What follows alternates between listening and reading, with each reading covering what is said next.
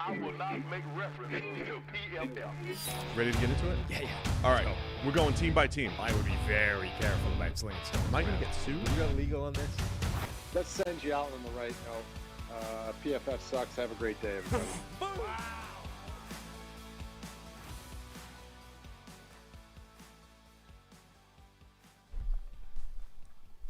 Welcome into the PFF NFL podcast. Steve Palazzolo, Sam Monson. We're live on YouTube.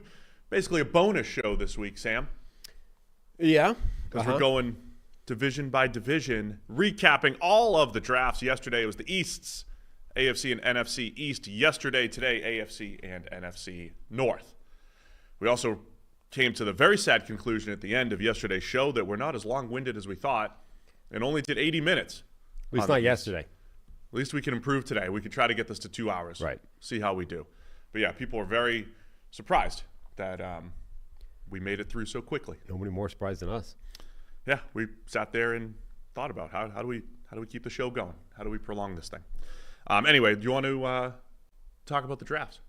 Yeah, that's what we're here for. Yeah, so just to recap what we're doing, we're calling it draft grades. We're giving you a little recap as to what other people's draft grades were across the board, and the consensus or somewhat consensus rolled up composite draft grade. Who's the guy again? What's his name? Rene Yeah, there you go. Rene. Bugner, I think, is how we pronounce it. We should probably check. At RNBWCV, he does a nice job putting together a composite grading chart of. Now, I wonder if he's updated. Thor put his grades out yesterday. I was just literally checking that this moment. No, it's still the same one, I believe. Sad, because Thor's going to move some GPAs. Yes. He's going to move some GPAs. He's got a much tighter bell curve, smoother bell curve, we'll say, with his grading system. He's going to have some D's and F's in there. But anyway, we're going to start with the AFC North, and it's the Baltimore Ravens to kick things off here today. As far as the composite goes, where were the Ravens? Number 8 on the composite PFF with an A- for Baltimore. Your thoughts on the Ravens draft, Sam? Yeah, I think that makes sense. We gave it an A-. I think in particular the top half of their picks, which obviously the more important elements in terms of value, they're all pretty good, right? Nate Wiggins at 30. Cornerback generally, I think, was insane value in this draft. All the corners seem to go lower than everybody was expecting them to. Nate Wiggins has legitimate talent. He's got the ability to be CB1 from this draft class. Crazy coverage skills, crazy speed, can play man or zone. The concern is he's a little bit lightweight. I would say, because he's got this weird thing of he lost weight to run fast at the combine, then put it on next week. Let's split the difference and say he's around 180, and maybe the Ravens can pack on 5-10 more pounds. So 180 to 190 at 6'1", I think he measured at. So he's a little bit lightweight, but he's so good. So I think that's a steal at the bottom of the first. Roger Rosengarten, they tore down that offensive line. That's going to be part of rebuilding it. The other tackle from Washington, the right tackle, which, remember, because of Michael Penix Jr., that's the blind side protector. That's the blind side. Yeah, that matters a lot. Right. Adise Isaac in the third round, the other Penn State rusher. And then Tez Walker, and actually both are fourth-round picks. Tez Walker and TJ Tampa. Tez Walker, Drake Mays, wide receiver for the second half of last season. The big play threat, deep threat, and then TJ Tampa, your guy, because you saw him live in person. Saw him live with an interception and a pass breakup. So love TJ Tampa. It's interesting that the Ravens got a few guys. TJ Tampa had been mocked in at least a couple first rounds, as did Roger Rosengarten. And I don't know that any of that necessarily matters, but they're getting guys that felt like good value at those points. I'm with you on Wiggins. I really like him as a player. Has incredible speed. The Ravens, didn't draft for need necessarily in round 1. Again, that's something that I generally applaud. I don't think there was an acute need necessarily at corner, depending on what they want to do with Marlon Humphrey in the coming years. But Brandon Stevens and Marlon Humphrey as a 1-2 punch on paper are solid. Wiggins adds to that mix and gives you an athletic complement to those guys. Rosengarten has a chance to step right in at right tackle and then move Patrick McCarry around, maybe to left guard. Gives them some flexibility on that offensive line. And then the guy Trevor Love, Adise Isaac from Penn State. Trevor pushed him up all the way to 38 on the PFF draft board. Isaac probably higher on the PFF board than most, 64 on the consensus board. but just a high energy player for me. Attacks in the run game, flies around the field. I think he's a solid player. I think he's your classic round 2 or 3 type of edge defender that definitely has some developing to do to become an impact player. Yeah, definitely solid. Kind of iffy production. 13% pass rush win rate last year. That's not great. Didn't have a great array of moves, likes the sort of 2-hand swipe, rip. But he's a good athlete. He hustles. He's a good high motor guy. He's a pretty solid player. So I quite liked Isaac. Trev putting him above Chop Robinson is on the crazier end of the spectrum. Call him out, man. It's slightly crazy. But I agree. I would take Chop over. But it's great value in the 3rd round. I mean, that's when. Yeah. And then Tez Walker's the other interesting one. It's a deep wide receiver class. Walker has some size, some speed, deep playability. Had an uneven Senior Bowl where he was getting open, but then dropping passes. Those are the types of things with his skill set to add a vertical element to the Ravens offense. Every time a receiver is drafted, I say, okay, how do they fit in around everyone else? I think he has a chance to make some plays down the field with Zay Flowers, Rashad Bateman on this team. I think Tez Walker got overlooked in this draft process. I think he belonged in the kind of conversation with that top of the 2nd round types of players. So in my rankings, he was around guys like Adonai Mitchell, Xavier Legette, Xavier Worthy. Like, he's in that conversation to me. He's got the physical sort of frame, 6'1", 6'2", 190 plus pounds. He's so good at the catch point. Like, he always makes the right call on whether to go get the ball, whether to let it drop into his hands. And I think he really got dinged for that Senior Bowl week. Like, the last thing everybody saw with him is him dropping everything all week at practice. It's like, but that wasn't representative of his tape. Like, he had 2 drops last year, I think. This was not somebody that was regularly dropping the football. He just had a mare of a week at the Senior Bowl and just caught the dropsies. So I honestly thought at the time, that's going to mean people overlook this guy. Like, it's going to stick in their minds, this guy couldn't catch a cold at the Senior Bowl, and he's going to fall in the draft. I think he's a steal. Like, he's got legit speed. He's good at the catch point, and he can catch the ball, even though the Senior Bowl would belie that. Do you think it's fair? A lot of times in the draft, you hear people do this. Why would you take so-and-so in the 1st round when you can get someone else round 3, 4? Is he a proxy to, say, Brian Thomas Jr. as a size, speed, vertical component? Because I have a lot of similar notes. I don't trust Tez maybe as the high volume, underneath, running, slants, ins, outs, that type of thing. But vertical route tree, your post, your corners, your go ball. I think Tez can do some damage. Absolutely. I mean, if he was taken at pick number 113 overall. I will absolutely take that versus Brian Thomas Jr. at pick number 23 overall. And I believe that's a far better allocation of value versus the player you're going to get. So another good draft, looks like, by the Ravens. I want to give a shout out to Marshall running back Rasheen Ali. Yeah. One of my favorite day 3 backs because he's fast. Because he's game speed fast. He's got some really fun tape. Yeah, and when you add that to what the Ravens have, Derrick Henry, Keaton Mitchell, who looked great before he got hurt last year as your jitterbug, change of pace type of guy, and now Rasheen Ali as your straight speed type of guy. They've got a nice little mix. And look, the last thing we saw from the Ravens was not great in the AFC Championship. But throughout the season, the way I described the Ravens offense was always they have a changeup, they have a fastball, they have all the pitches, right? They have all the different body types and styles that are difficult to defend. And I think they added to that with size speed in Tez Walker, with the speed of Rasheen Ali at running back. It doesn't look like one of the best offenses on paper necessarily, but the different types of bodies, don't forget they have Derrick Henry as the big battering ram, and it all starts with Lamar Jackson and his ability to run the ball and throw it, of course. But the Ravens are going to be even more difficult to defend, I think, if they start getting these rookies and, of course, Derrick Henry into the mix. Do you have a strong take on the long snapper that they've signed as an undrafted free agent? Is that no, I don't. Should I? Randon Plattner from Kansas State. I was just curious. Why didn't you look up some stats? Well, I was going straight to PFF IQ, which I hear is an industry-leading.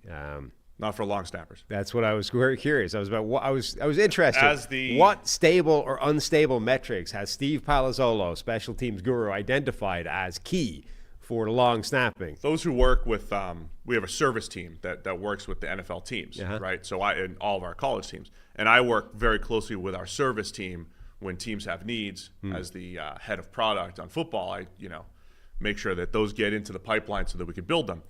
And our service team knows my disdain for special teams. Yeah. So as the builder of PFF IQ, I made sure that there was no special team information in there. I see that. There's nothing. Yeah. Very No, clearly. so you don't have a stable, unstable page for the long. Well, so I clicked onto the stable unstable page, and you know that thing, the spinning little thing where it's loading? That's basically what it does. The chip never loads. Yeah, Nothing ever comes. I should get a little error statement that says, you've clicked on a special teamer, please go somewhere else. Please go watch other football players. This is not the page for you. Yeah, Steve said no. I mean, the next person who takes over IQ, if you want to put in special team stuff, go for it. Not on my watch. Not Steve's watch. Not on mine. Look, we were on the show a couple years ago warning the Washington football team, I believe at the time, that the long snapper that they drafted was a little inaccurate. Yeah, Cheeseman. Yeah. The cheese, who's no longer there, right? We were right. Just saying. We warned you. There's a report here. Let's see. Let's find out. What did I say his name was? Platner. I don't know. Why are we doing this? Why now not? we're going to get to 2 hours. Well, you get the long snapper. You get the long snapper data. Nobody else out there with this. Nobody. 73.8 PFF grade last year for snaps. We got 3 bad Solid. punting snaps. That's solid. 0 bad field goal That's snaps. pretty good. That's pretty good. So Where'd that they- rank in the nation? They did well. Ooh, now you're asking. Now I got. Oh, you just went right to his Yeah, page. now you got to unclick his name. So 73.8 grade ranks. 20th probably. Loading. Oh, you're going to load the entire NCAA? I did, but Might here we not go. work. It's top 20-ish. Nice. That's good. What you really wanted was the Virginia guy. He appears to be pretty legit. he Now, I don't draft know if he eligible? was drafted. But We don't know if he's drafted. No. But put him on the watch list. Virginia and Delaware and Furman were the players you wanted from when it comes to snapping the ball. Put them on the early The mocks. watch list. Yeah. Early watch. In fact, all of these guys almost to a man at the top of this list are from colleges you've rarely heard of. Maybe they're signaling that. They're all the best long snappers. You don't want to go to a powerhouse for your Yeah. long snapper. You want to go to Furman or Charles Southern. What the hell is They're that? also probably the fullback and a linebacker That's all true. at the same time, too. So. Instead of 5-sport athlete, it's Yeah. 5-phase athlete. Yeah. He plays everything. All right. You got no more use for the Ravens. As a busy parent, though, you want to give your kids a head start in their financial future by investing. But investing can often be both confusing and time-consuming. So Fabric by Gerber Life makes it easy for you to set up an investment account for your child that grows with them and helps prepare for their financial future. Fabric by Gerber Life was designed by parents for parents to make it easy to plan for and manage your family's financial path. With a UGMA account from Fabric, you can start investing in your child's future today. UGMA stands for Uniform Gifts to Minors Act. While your kids can invest while they're minors, a UGMA account allows you to invest on their behalf and gives their investments more time to grow. So join the thousands of parents who trust Fabric to protect their family. Start investing in your child today at meetfabric.com/PFFNFL. That's meetfabric.com/PFFNFL. meetfabric.com/PFFNFL. Portfolio is managed by Fort Washington Investment Advisors, Inc. Additional services provided by Apex Clearing Corporation. All investing is subject to risk. Monthly minimum contribution required. Learn more at meetfabric.com. All right, who's next on this? Cincinnati? Cincinnati Bengals in the AFC North. Where did they rank? What happened to my picture? I'm just a mess right now. They were middle of the pack, 13th in the composite, and we gave them a B+. Not for me. Not for you. A for me, the Bengals. Most important pick in the draft at number 80, Jermaine Burton. Most important. So the pick in Bengals draft. Bengals kick it off with Georgia tackle Amarius Mims at 18, Chris Jenkins, the defensive tackle out of Michigan in round 2. Round 3, wide receiver Jermaine Burton out of Alabama. And second, third rounder was McKinley Jackson, the defensive tackle out of Texas A&M. Other notable picks, cornerback Josh Newton out of TCU in round 5, and they doubled up at tight end with Eric All in round 4 from Iowa via Michigan, and Tanner McLaughlin from Arizona in round 6. A couple tight ends in there. Also like Matt Lee, the center from Miami, as a solid 7th round pick. What are your thoughts on the Bengals draft? Yeah, I think it was a good draft. I mean, the Jermaine Burton thing is going to completely condition your output on this draft. Like, Sure will. Amarius Mims, there were a few of these guys in the first round, like guys that I think went to a really good situation for them. Amarius Mims, obviously the Bengals already have 900 pounds of Brown at tackle, the Brown brothers, Orlando and what's the other guy's name? Trent. There you go. Yeah, Trent. Orlando and Trent Brown. So they got 2 starters in Trent. They don't need Amarius Mims to start right away. He's not a project, but we just haven't seen that much from him, right? Limited tape. By the way, so I was on the Locked On Bengals podcast yesterday, and I proposed your idea on the buffet. Yeah. He said Orlando would love to do that. Okay. He loves to do things like that. Yeah. And he seems to think that they seem to think that Mims would want to do that. Let's go. Now Trent's the wild card. He's I would find it hard. I might be eating dinner with him, so I'm not going to say anything. I'm just they don't know Trent yet. Right. So. I would find it hard to believe, given Trent's size, that he's averse to that kind of thing. You know. Now we're not paying for this or anything. Oh God, no. Well, I mean, it's Fogo, right? How much? It's all you can eat. That's the benefit of this. What is this on, Chris? This is for content. This is expensed. I might be willing to pay for that if we could get it to work. If we could get the 4 of you people in the building and I'm allowed to film it, I might be willing to stump up the cash. The key though is you're the 5th. You're with us. Okay. You have to buffet with us. What's 5 Fogos? What's my bill? A few hundred. I could deal with that. I think that's worth it for the funnies. $400. Yeah, I think that's worth it for the comedy. We could do that. Now, obviously, we try. I'll buy Orlando Brown dinner. Right. Obviously, we make it $20 million. Yeah, obviously, we would try and expense it, but I would be willing to stump up the cash for that. All right. So that's if anyone else could pull that off. That's 4 times 6'8", right? If we're saying that you're, that's actually what you are. 6'10", allegedly. So let's say 4 6'8". You are 290 something. 290x. Between 290 and 300. Then we've got 335, 345. And is Trent 355? They're 333, maybe it's 340 and 345. Anyway, there's a lot of human, all of whom are 6'8". Anyway, my point being, Amarius Mims, good situation. He can learn from the sideline, doesn't need to start right away, and is the obvious successor to Trent Brown after a year.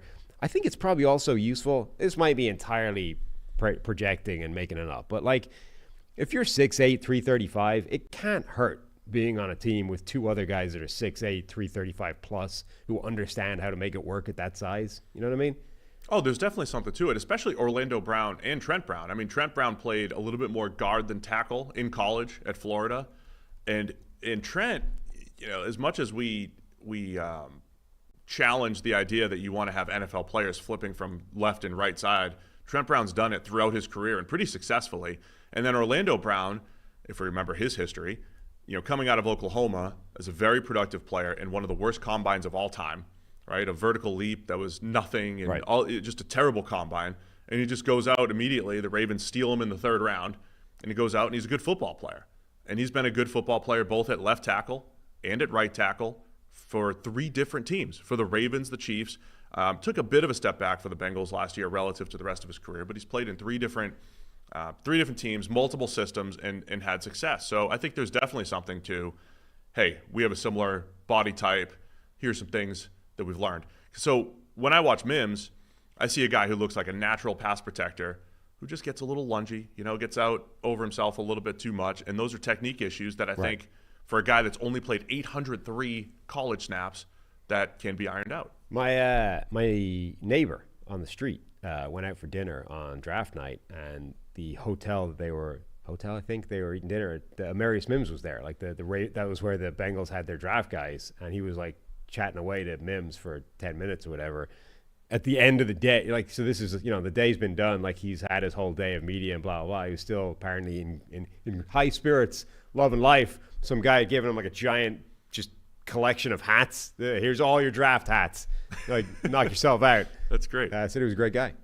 Did he get his number? Because then we could No. We could set up the buffet. No, that would have been good. The other guys to highlight it, I thought Chris Jenkins, really liked him in the 2nd round. He had one of the best run stop percentages that we've seen since 2014, right up there with Leonard Williams and Quinnen Williams. The difference for Chris Jenkins, he's around 300 pounds. Remember, his dad was in that 330, 340 range, more of a hold the point nose tackle, but also a playmaker. Chris Jenkins is not that type of body, not that type of player. He's not a hold the point type of guy, but he moves. He knows how to shed blocks and make plays up and down the line of scrimmage. So again, it's more of a run game improvement for the Bengals. I think Chris Jenkins is he's a solid pass rusher, but that was what kept him away from being a Johnny Newton, a Byron Murphy II. But I really like Chris Jenkins as a player.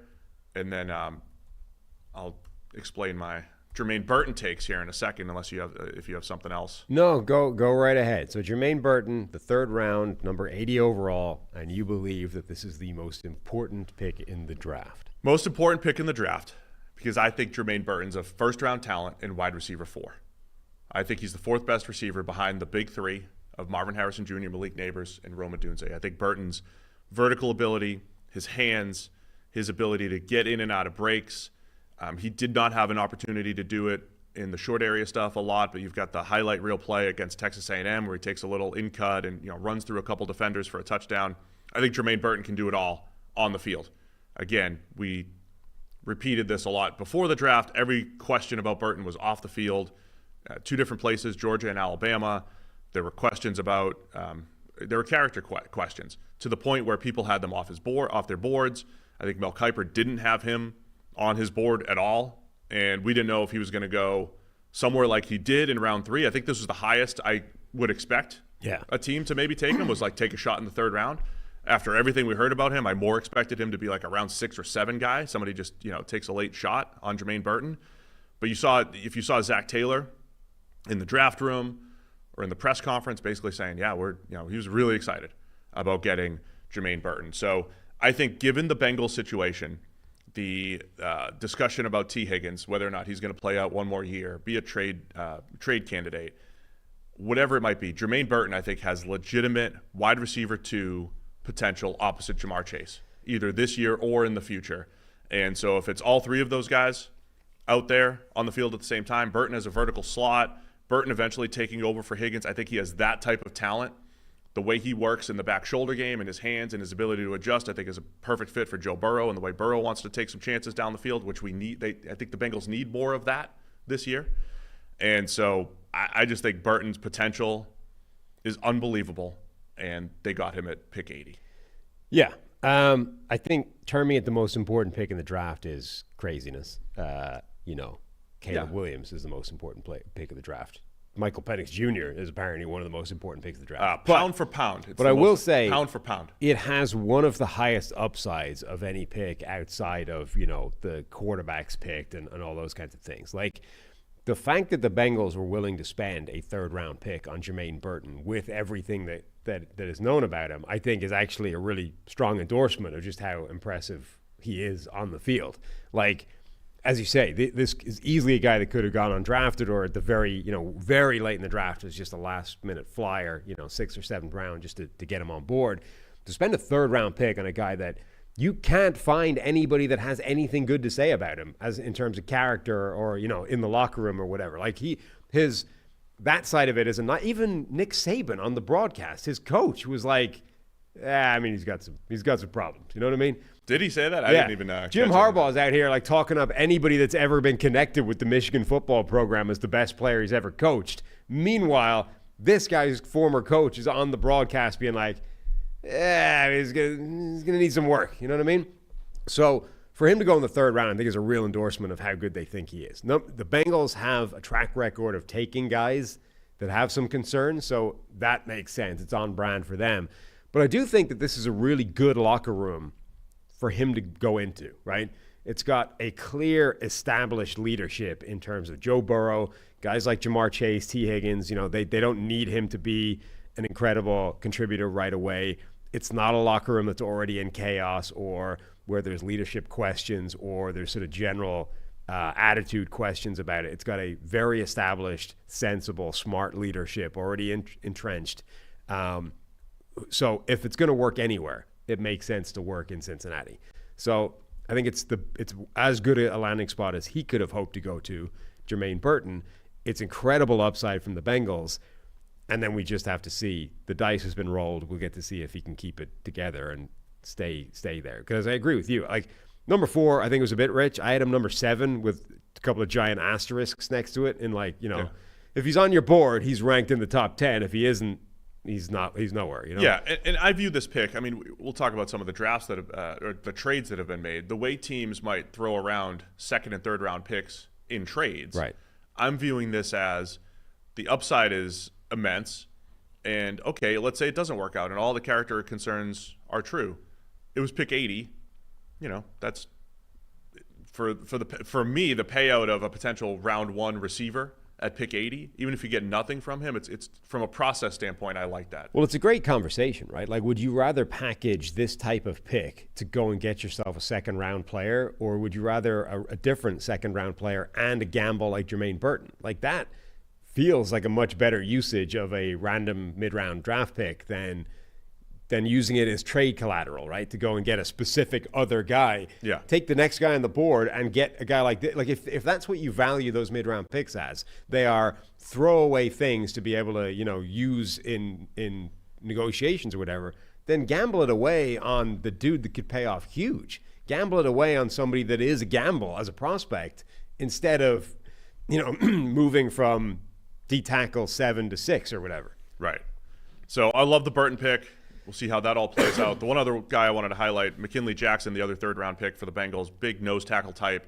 I think he's got work to do before he becomes. That's a pretty significant reach. Yeah, I mean, there was a point in the draft process where I think people expected McKinley to go in this range, but he was number 159 on the consensus board. Yeah, workout wasn't great, and I just don't think he's a great football player right now as far as able to stack and shed and do what you want from your nose tackle. So to me, he's developmental, and it felt like a pick where the Bengals don't have this body type. They don't have a 330-pounder on their line, and they want to develop him as a nose tackle. It's like it's another total gamble, but in a different way. Like, they have just taken a dude that's 6 foot plus 300 or like 330 type pounds and is strong as hell. He plays like a bull in a china shop right now. He's just trying to run through whatever's in front of him, whether it's the player, whether it's the gap, just trying to get into the backfield using power and size and strength and whatever he can bring to the table. They are taking that skill set and saying, if we can develop him into something, then there's a player there. But right now it's a total gamble. All right, I got no more use for the Bengals. Nice. We're on to the Cleveland Browns. Did not have a first-round pick once again, and they finished 31st in the composite rankings. Only 6 total picks for the Browns, I believe. Is that right? I just lost them. Tends to happen. Oh, no. There we go. Yeah, 6 total picks for the Browns. Michael Hall, the first pick in round 2 from Ohio State. It's going Michael Hall from Ohio State, then Zach Zinter from Michigan, back-to-back. It's like they're starting locker room wars with their first 2 picks. Zinter, of course, got hurt late in the season in the Ohio State game, so feels like not necessarily a redshirt candidate, but maybe a look forward to being a potential starter down the road. And a guy that you like, Jamari Thrash, the wide receiver out of Louisville, in the 5th round. It's every year there's a couple drafts like this where it's not. I don't think there's anything that really stands out, anything great. And then when you're missing a first-round pick and you don't do anything to add volume, it's just an okay draft. Yeah, it's solid. I mean, where was it in the? It was 31st. It was second to last. Yeah, that's harsh. I feel like that's harsh, right? It's not a bad draft. It's just not. Nobody grades it relative to what you have, right? They look at the player. You had 6 picks. It's tough to feel good about 6 picks unless they all look great. But there are D's in this grading, D plus D, and then a bunch of C's. Like, I don't quite see how you get to a D with this draft haul. Do you? Well, because that's actively saying these are either bad players or massive reaches, and I don't think that's true in any case, is it? No, it's just because all the picks, because they had a 2nd and a 3rd rounder, and then everything else was round 5 or later. But that's like a done deal already. I don't think you can really penalize. That's what I'm saying. But nobody's doing that mental math. I guess Everybody's Zinter was sleep deprived on a Saturday and they look at the players and they say, I don't think there's a lot of impact players here. That's a D. Zinter was a fairly significant reach relative to the big board. Because of the injury. 127 on the consensus board. He probably goes around 85, I think, if he doesn't get hurt later in the season. Yeah. But you get a power guard there. Michael Hall's an interesting player. Did you have takes on him? Was that Renner? I know Renner absolutely loved Michael Hall, but more of an undersized D tackle that, when he wins, he's got those quick wins, really quick. He's got one of the one play reps that go around sometimes on Twitter are fun. He's got one play where he absolutely wrecked Joe Alt in the Notre Dame game. Just felt the down block, swims him, gets in position, makes and finishes a play. That's the type of defensive tackle that he is. And given the depth on the Browns' defensive line, I love that addition of Michael Hall Jr. from Ohio State. Yeah, I didn't love him. He's that undersized, classic, quick. His game is built off quickness in the way some of these other guys are. But like the difference between him, say, and a Kalijah Kancey the year before, I think is stark, and that's why he's a second round undersized guy as opposed to a first round guy. Like his game is built off quickness, and he didn't feel that quick on his tape. So I think he's going to have some work to do. Obviously, he'll be a situational guy in that defensive line, but it's a good addition. Like I don't have any problems with it. I just think that's the type of player he is as a second rounder. Zinter, I think, is a good pick, even though it is a bit of a reach. The injury is probably why. And then I love Jamari Thrash as an addition. Like they don't need him because they've already made moves, and that's a good receiving core already. But he could absolutely carve a role in that. Like Thrash is a guy that was going to get completely overlooked in what is a stupidly loaded wide receiver class. But like I think Jamari Thrash belongs much higher up in the conversation this year than he actually ended up being. Really sudden mover, got some amazing yards after the catch plays, had some pretty bad quarterback play as well. His testing was pretty average, which I think is part of why he slipped as far as he did. But he's a great poster child for the PFF gas. The tracking data had him consistently elite for 3 straight years. So given his instinctive adjustments to the ball, instinctive adjustments to the quarterback, the only thing he doesn't do well is he's just not a contested catch guy in any way, shape, or form. Like he is going to get, if it's close at the catch point, he's probably going to lose. But he's good at separating. Like he's almost Jerry Jeudy in that regard, right? He's really good at separating. But if it's contested by the time the ball arrives, he's not your guy. It's interesting how much the Browns have invested the last couple of years between Amari Cooper trade for a 5th, right? Jerry Jeudy for mid-round draft picks. Again, that's why they didn't have draft capital. Right. Traded for Jerry Jeudy, traded for Elijah Moore. So their top 3 guys were all traded for.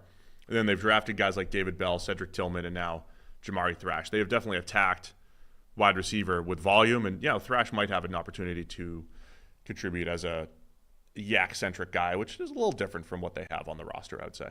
There's just not a lot of reps to go around at the moment at receiver. Yeah, that's the thing that he brings to the table that's different to the rest of this group, the yards after the catch stuff. Like Amari Cooper, none of them are bad at it necessarily. Cooper, Jerry Jeudy, Elijah Moore, they're all fine actually at yards after the catch, but he's a different guy when it comes to that stuff. So there's definitely a role, I think, for him on that team, on that depth chart.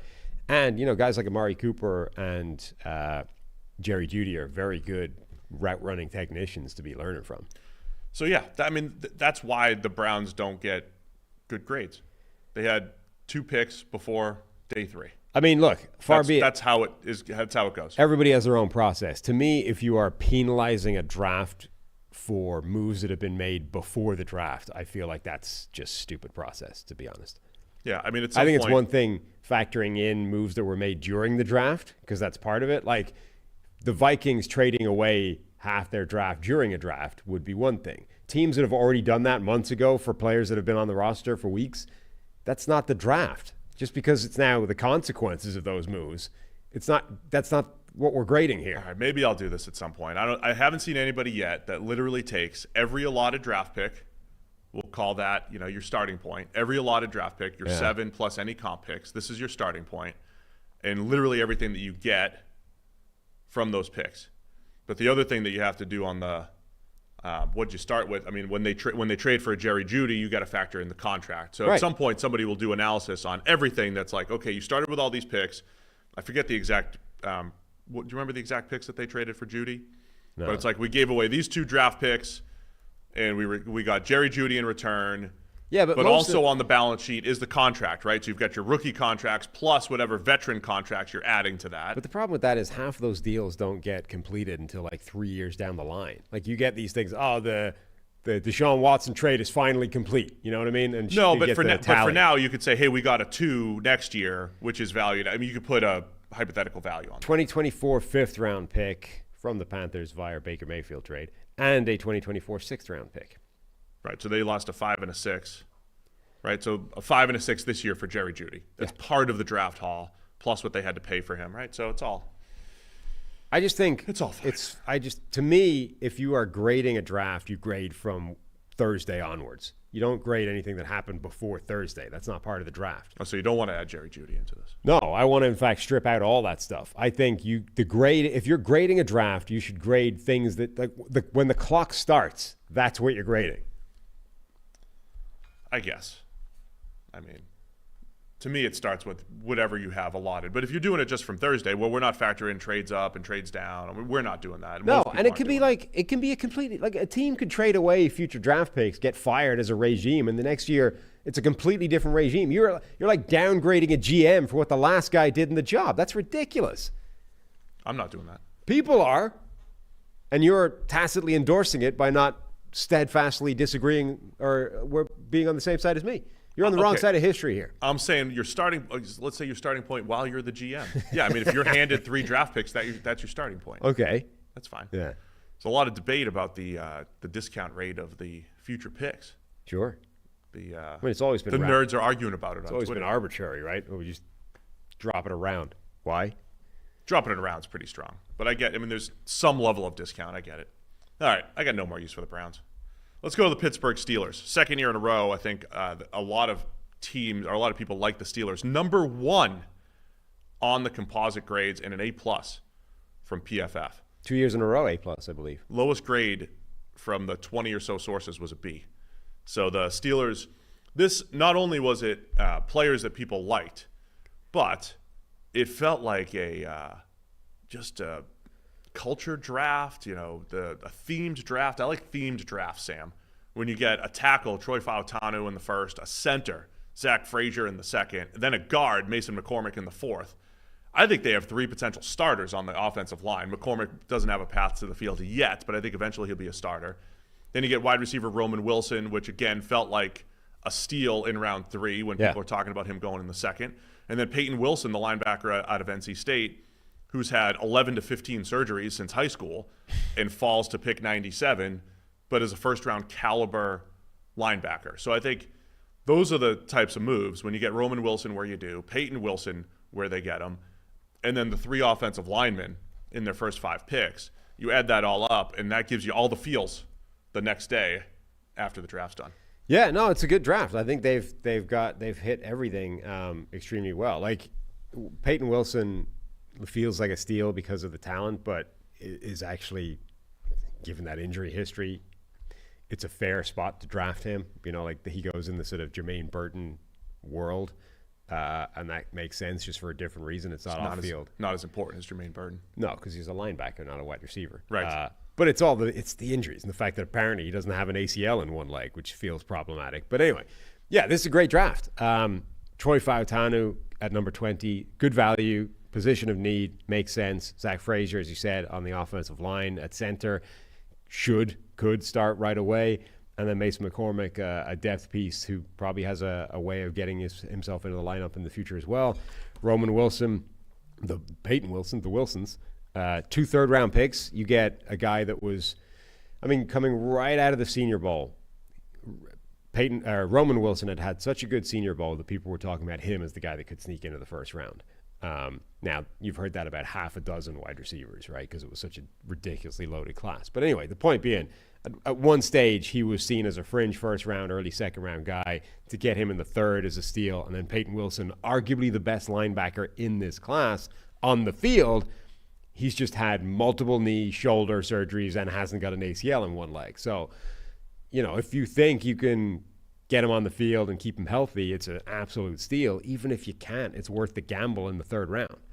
Yeah, I have to say, the multi-year view on the Steelers, we loved their draft last year, loved their draft this year, and the only question is going to be the quarterback position. Yeah. Because I also love the process at the quarterback position. I just don't know if it'll pan out, right? They went and said, okay, we're paying almost nothing for Russell Wilson and Justin Fields, which, given the fact that the starting point, again, it's all relative to the starting point, even a couple of years ago with Omar Khan, was Ben Roethlisberger's retiring. They took a shot on Kenny Pickett. They moved on from Kenny Pickett and then spent almost nothing on Russell Wilson and Justin Fields. Process-wise, I think it's fine. I have no idea if they found a good quarterback yet, given Russell Wilson, his age, the way he's played the last couple of years, and Justin Fields, the fact that he's underwhelmed his 3 years in the league. The way to get there, though, and to do it on the cheap, I think was wise. And now because they've done that on the cheap, they've been able to build the rest of the roster. I think the Steelers went to free agency a little bit more than they have in the past. And then this draft in particular, again, I think I might be lower on the actual players. Fautanu, I think, is fine. He's a solid player. I think I'm a little bit lower on Frazier than maybe some others. But I think Frazier's a really good fit for what the Steelers want to do as far as running downhill. Fautanu, I think, is going to get a chance to step right in at left tackle. His movement skills are incredible. And I think he's got a chance to take over for Dan Moore right away at left tackle. And I absolutely love Mason McCormick, the guard. I think he's another great Steelers fit, absolutely buried people in the FCS at South Dakota State. And one of the guys that I put in my quote-unquote upside article for interior offensive linemen, he has the workout numbers for guys who have historically become really good NFL players relative to their college production. So the offensive line picks, I think, are going to be solid and work out. And I was a Roman Wilson fan as well, getting him at pick 84. We talked about this deep wide receiver class. Roman Wilson, if he went in the second, I wouldn't have batted an eye, and they get him in round 3. Yeah, I mean, he should be the second receiver in this offense after George Pickens. I think he's a pretty good proxy for Deontay Johnson. Right, in terms of what they're losing. It's also, I like the process of, okay, the quarterback thing is sort of its own world. If you don't have a shot at a high-end quarterback, this is a good approach. Signing Russell Wilson for pennies on the dollar because Denver's picking up his tab, and then Justin Fields as a gamble, as a reclamation project, like that's good. I also think if you're bringing in Russell Wilson in particular, the best thing you could do to help his chances of success is really try and bolster that offensive line, right? Let's try and make that thing an absolute brick wall in front of him. So you already brought in Broderick Jones a year ago. James Daniels, Isaac Seumalo, those guys are relatively new on this offensive line as well. Now let's go and try and upgrade the other two spots as well. Troy Fautanu at left tackle. Now Dan Moore doesn't have to do it, going up against Myles Garrett twice a year. And then Zach Frazier to challenge Nate Herbig at center. Like, if they're able to really move that offensive line forward, that gives Russell Wilson his best chance of success. It also gives Justin Fields his best chance of success if Fields ever has to come on and they give him a shot. If they cut bait on the Russell Wilson thing at midseason and Justin Fields gets half a year to show he can be the future. So even just in terms of where they've allocated the resources, 3 offensive linemen in a draft of 7 picks is a smart place to do it, I think. I do think it's funny that the two teams that have traded for Russell Wilson immediately invested in the offensive line. Yeah. Now, that was also after years of people begging the Seahawks to invest better on the offensive line.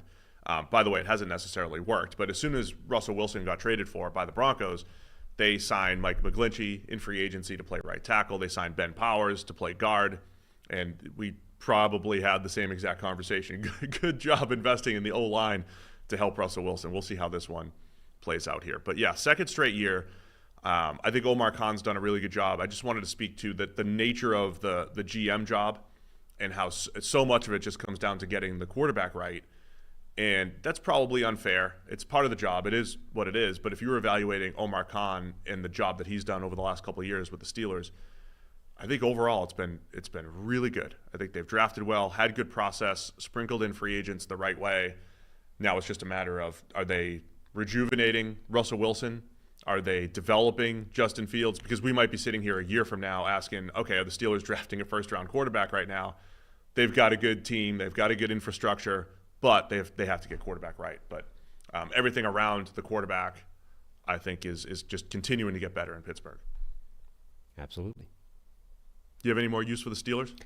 No. I forgot to check their undrafted haul. Oh, yeah, get to the undrafted. I didn't do that for the... By the way, old friend Kev Cole has done his own rankings for the draft. Oh, yeah? Which look nothing like anyone else. I wouldn't have thought so. Obviously. Because he's using surplus value relative to the pick and consensus board and the whole thing. And a contrarian disposition.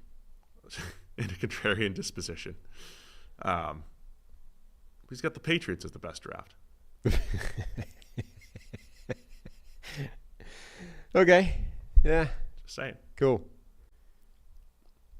I disagree with some of those, but I'd love to see how they do over time. Because it's factoring in contracts and money and various things in there. So Okay. are you? I'm out with the Steelers. I got. Yeah. You done? Yeah. Now we got no more use for the Steelers. We're on to the Chicago Bears in the NFC North. Is that all the AFC North teams? Yeah, I think it is. It's going to be another quick show. Chicago Bears, they get an A from PFF. And how does this picture keep disappearing for me? Where's my picture? What are you doing? I think I keep clicking out of it. I saved it as a picture. Bears are number 2, right behind the Steelers on the composite grade. Wait, See, they only had 5 picks. Okay. Again, like some people. So look, very good draft, high impact. Caleb Williams and Roma Dunze, feeling great about that. The most important picks, like franchise-defining draft for the Bears. When you go to do draft grades, though, nobody's giving you credit, or people are giving you credit for doing the expected thing. Nobody's saying, well, of course you're going to take Caleb Williams. That's the expectation. That's like the baseline. Everybody would do that. It's not like, great pick, good decision. It's just expectation. Most people are saying, of course, you got the best quarterback in the draft. That's a win. Either way, Bears fans should be feeling great. Caleb Williams. And look, I think getting Roma Dunze at 9 is a massive win. We theorized, are they going to go defense? Are they the first team that will pick defense? Will one of those receivers fall? I think that was always one of the best case scenarios, that one of those receivers fell, and that's exactly what happened. So have to feel great about the supporting cast they're building around Caleb. Yeah, I would love to see some sort of mapping out of every offer that was on the table in the top 10. Because the number of trade deals that have been posited since the draft have been insane. I'm losing track of everything that was offered up and who turned what down. I think these probably always existed. We just have more access now. Yeah, to hear there's got to be an infographic somewhere, right? That goes like pick by pick what was offered and what was, and therefore what got turned down. It's got to be somebody out there that can do that, right? Like one of those fancy vertical infographics that just shows you all the picks. And then each one, I need like a sequence of trades that were offered and therefore turned down in the top 10. Can we get somebody to do this research? Make that happen. This is golden content right now. I'm giving somebody out there some absolutely fire content to put out. And God knows I'm not going to do it. As an aside, that is an interesting post-mortem that only a team can do, right? If you are the Patriots at 3. Right. What did we turn down? You know all the deals that were offered to you. You know what you chose to do, which was Drake May, and only you can go back and say, here's the Giants deal and the Vikings deal and anything else that we were offered. Yeah, there's some guesswork. What could have happened if we went the other way? I've seen a couple of analyses put out there that sort of runs the theoretical trades through various trade charts. What the point? Like the Patriots, in particular, the deal that they seem to have had from the Vikings was a very strong offer to turn down. So that would be an interesting one for the Patriots to run after the fact and say, all right, here's the draft we actually put together. Here's what we turned down from Minnesota, which also includes next year's first-round pick. I don't know if they'll be happy with that once they do it all. Anyway, for the Bears, Roma Dunze, I think, was one of the best outcomes that they could have had with that second pick. I think generally they would have gone almost any direction they would have gone in would have been solid, whether they'd taken the first defender off the board, whether they'd gone back to the offensive line whether they just traded down, which I think was an offer at some point. But Roma Dunze is a really smart pick. Like, they have DJ Moore already. They brought in Keenan Allen. Allen is not a long-term solution. Roma Dunze can be, and the three of them can coexist until that becomes a reality. So I think they're so clearly trying to make sure that Caleb Williams does not suffer the same fate as Justin Fields in terms of not having a chance to start with. They are going to make sure that Caleb Williams has every chance in the world to be the Chicago Bears quarterback that they've not been able to find in 100 years. Wow. In 100 years. Oh, man. I saw all the rookie records that he would need to break. Yeah. It's not hard. He doesn't even have to have a great rookie season to be like the best Bears quarterback ever. 82 passer rating. Did you see Roma Dunze when they told him like what the record was with the Chicago Bears leading receiver? He was like, this some guy with like 4,500 yards or whatever, and he's like, this is the leading, and the guy, and Dunze was like ever, like career. He's like, yeah. He's like, oh, I plan to beat that and then put a lot more thousands on top of it. Like it's not a big number to chase. Like Justin Jefferson has already got more production than the all-time leading Chicago Bears receiver. Yeah, look, the Odunze, I mean, the reason why before the Penix trade was made, I was theorizing, would you just grab Odunze if you're the Falcons? I'm always of the belief that you can literally never have too many good playmakers. And there's nothing I like more than staring at a wide receiver depth chart that you look at it, 3 and 4 guys, and it's like, is this the best in the league?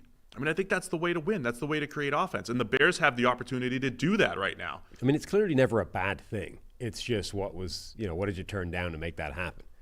Like at some point, being able to add an impact player at a position of glaring need is probably going to make more of an impact than adding another wide receiver to an already dominant and crowded depth chart. But it's not like it's ever a bad thing to make that an even more ridiculous group. Yeah, I guess my theory is it doesn't get crowded until you have 3 legit and then, four guys that you really feel right. good If you're about. forcing like a legitimately good wide receiver into wide receiver 4 on a depth chart, you may have reached the tipping point. That might be the tipping point. But the Bears can literally look at their chart right now and say DJ Moore, Rome Odunze as your outside guys, Keenan Allen as your high-volume slot, and even the tight ends, the complementary nature of Cole Kmet and Gerald Everett, and also throw in DeAndre Swift and what he's able to do, catching the ball out of the backfield. It's a very good group of playmakers. I think the offensive line got a bad – I don't think they're great, but I think they got a bad rap because of Fields' playing style and how many sacks he took and the way he held onto the ball. I'm not saying Caleb Williams is going to make them look any better this year as far as pressure rate or anything like that, but I think the offensive line, as far as giving you 2.5 seconds, isn't one of the worst in the league. He also might, though. I mean, this is the thing. Like, Caleb Williams, clearly the big selling point in Caleb Williams is what he can do out of structure and all the Mahomes-y type stuff, right? But he actually does play very well within structure. So we don't know yet how much we're going to move that baseline from USC Caleb Williams, who had to play hero ball every single down, to, all right, look at your supporting system here. We don't need you to be Superman. Dial it back, play within structure, and then only do stuff when it breaks down and when it's not there. We might be looking at a very different NFL quarterback in Caleb Williams to what he was in college, at which point, like, if he goes back, if his play in rhythm, if we massively increase that percentage of his play, this offensive line will look a lot better. Now, if we don't increase it any, it'll look the same, right? Because it's very Justin Fieldsy. But I don't think that that's necessarily locked in place as this is who he's going to be. It's going to be this style of quarterback for all, because he's really good at the in-rhythm stuff. And I actually think we could completely change the balance of what Caleb Williams looks like. I do think we've learned that through the years, that quarterback playing style is not the same from college to the NFL, or even NFL to NFL. It is very much driven by what you have around you, right? And so when you do have receivers who are able to get open quickly, that might lead Williams to play a little bit more in structure. So I'm looking forward to seeing it. I just know that the Bears, I think they've done a good job building around Caleb Williams. And if you went into the draft saying, I mentioned this on the other show, when we knew that they had 2 first-round picks, one of which was the Panthers, and we didn't think the Bears were going to be that good, we theorized, they might get Caleb Williams and Marvin Harrison Jr. Right. A year from now. This was last year. The fact that they came away with Caleb Williams and Rome Odunze, I think, is a massive win for the Bears. And so they should be feeling great about where they are. And they got the best punter in the draft, in Torrey Taylor from Iowa. Good for them. Also, like Austin Booker, the fifth round pick. You're talking about him in the 5th round as an edge who's played about 500 snaps of football and done it pretty well. I don't think he knows what he's doing just yet, but a great guy to get on the roster to develop. Yes, fascinating developmental edge rusher. Just a ridiculous body type, incredible length, incredible size. Doesn't necessarily have the bulk yet, or the tape and the array of moves, but he's in the 5th round. I think is phenomenal value for him. They traded back into the draft to do that, right? So that was actually quite costly. 2025 4th rounder in order to get back in and get him. So it was a significant, that was a fairly costly move to make that happen, but still, I think it's a good player to add. It's interesting through that lens. So they just gave up next year's 4th. Yeah. I thought he was a 4th round value. That one feels fine to me. It's fine. He's also a guy that maybe should have been in next year's. Was it right. 25 draft? 25. Yeah. Probably should have been in next year's draft anyway. Right. If you're getting him early. It's costing exactly what it should. It's a 2025 4th round pick, but you're getting him a year early. Yeah, I think that's fine when you look at it through that lens. Sure. And the team that gave it up is excited about getting a 4 for next year. You got no more use for the Bears. Wait. Undrafted. We got anybody? Austin Reed, Western Kentucky quarterback. That goes right up there with the very like Jake Fromm being on the same roster as Josh Allen as a backup. Austin Reed backing up Caleb Williams. I enjoy those. It doesn't make a ton of sense from a stylistic point of view, but cool. Because people don't try to pair styles that much. The Bears are one of these teams that have invited a lot of people to minicamp. Good. Not so many signings, but a lot of people invited to minicamp. That's good. Got to get a look at them and see if they earn that training camp invite. Right. Got to earn it. The Adam Thielen. You invite him to minicamp. You get him. He wows everybody. Local kid, and then that's boom. Rare, right? That's rare. Oh yeah, very rare. Thielen was incredible. All right, we good? Yep. No more use for the Bears. All right, we're on to the Detroit Lions. Lost my picture again. The Detroit Lions. They have an A from PFF. I know that. They do. They also have number 11 on the composite. A C from somebody. Wow. Who gave a C? So is sideline reporter a platform, an entity, or is that just his job description? Thomas Sayer? Yeah. I mean, no offense to this guy, but I don't know who he is. So I don't know if I don't know if he is a sideline reporter or if he writes for Sideline Reporter. I don't know. I don't know what it is. Okay. Shout in the chat if you know who that guy is. Thank you. The Lions, with an aggressive move up to go get Terrion Arnold, gave up a third to go get the second best corner in the draft, or the number 2 corner off the board. And we think probably the first or second best corner in the draft. Doubled up a corner with Ines Rakestraw, the corner out of Missouri. For the second year in a row, the Lions probably have the biggest surprise pick in round 3 or 4. Last year was Colby Sorsdahl. This year, Giovanni Manu from the University of British Columbia. Then Sione Vaki in the 4th round, the safety/running back, Makai Wingo out of LSU, and guard Christian Mahogany from Boston College. 6-player haul here for the Lions. Yeah, what's the logic in giving them a C? Why? I don't see how you can get that harsh with this class. Even if you're like, okay, Giovanni Manu is one of the biggest reaches of the draft. Only I hate one that guy pick. gave a C. I mean, they were 11th in the composite. That's probably fair for where they should be. I mean, even 11th feels pretty harsh. I'm simply asking how you get to a C from this class, right? I don't know. Even if you say Manu is a massive reach and therefore a terrible pick, it's offset by the steal that you get in Christian Mahogany in the 6th round, right? So even if that's your one criticism, it's a wash relative to one other pick, and then the rest of the draft looks good. So that feels ridiculous to me. Okay, you responded to one guy. Most people liked the Lions draft. Well, you don't know. He might be a really important person from Sideline Reporter / is Sideline Reporter.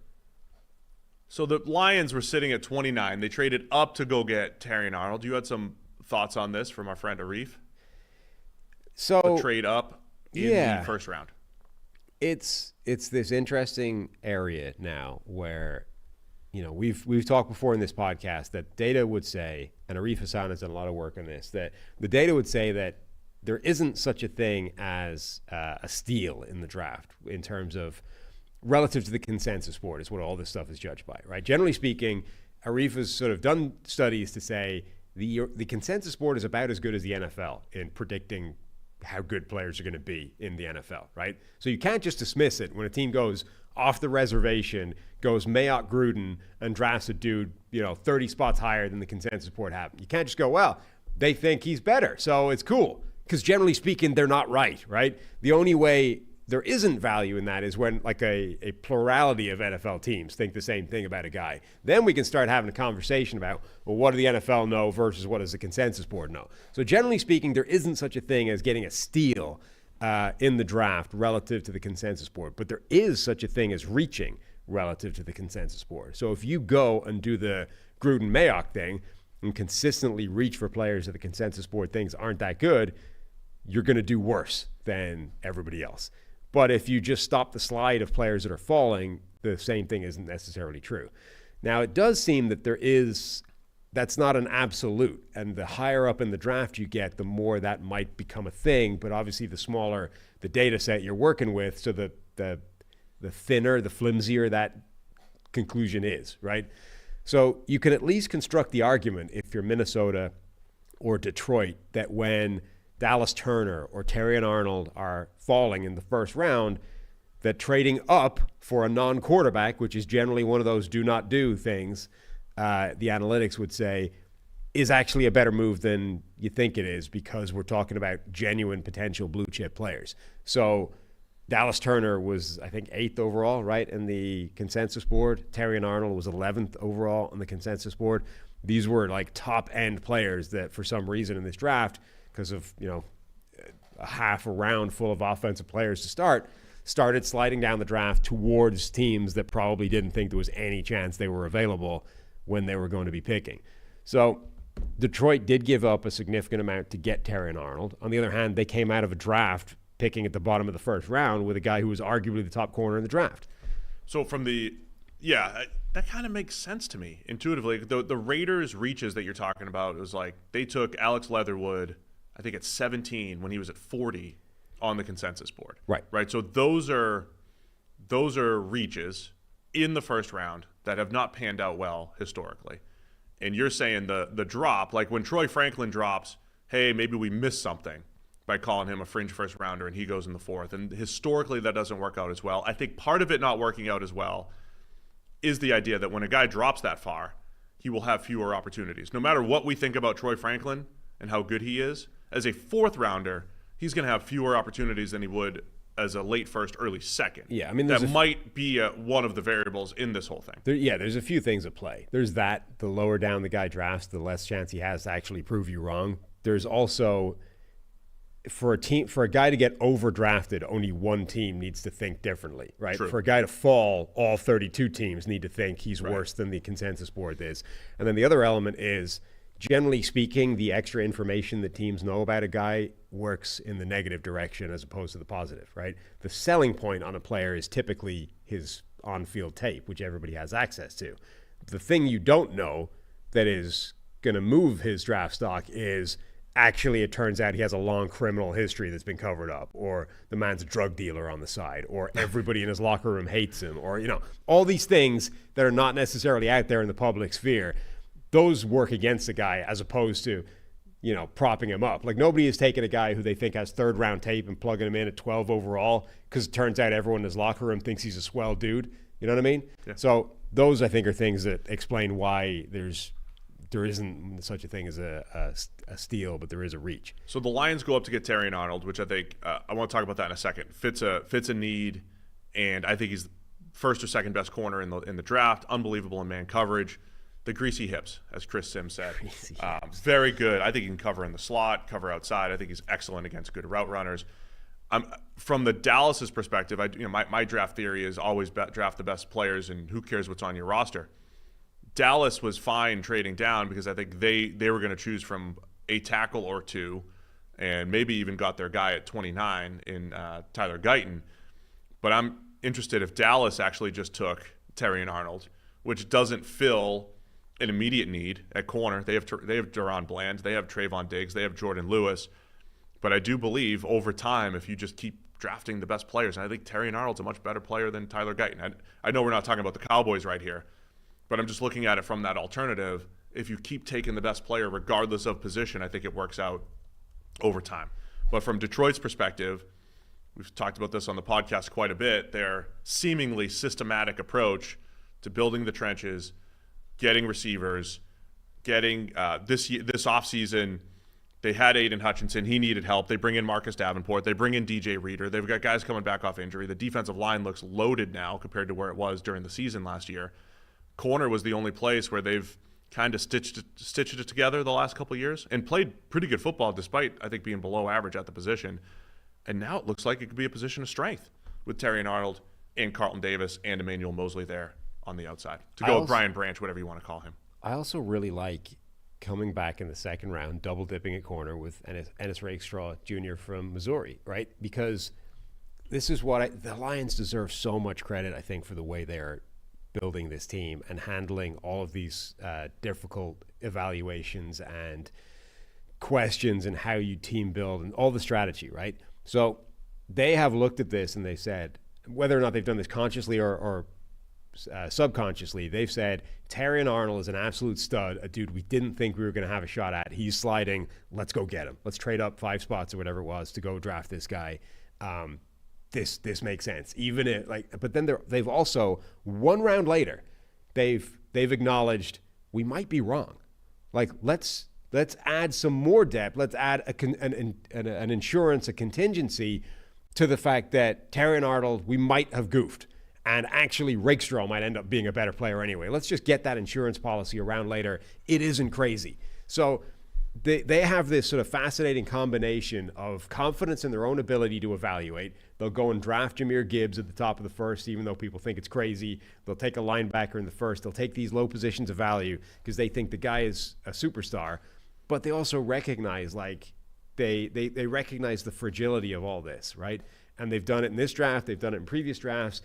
Dan Campbell, right after the NFC Championship game that they could have, should have won, was like, we may never get back here, right? They have this acute awareness of just how fragile all this is, and therefore how best to mitigate all of these risks that they take along the way. I can't say enough smart things about, or good things about how smart that is. One more thing about the Lions and the trade up, or say being more aggressive this year. I feel like they've balanced their aggressiveness in the draft the last couple of years. In 2022, they made a huge trade up to go get Jamison Williams, but they had the extra draft capital, so they picked 3 times in the top 46 in 2022. Aiden Hutchinson, Jamison Williams, Josh Paschal.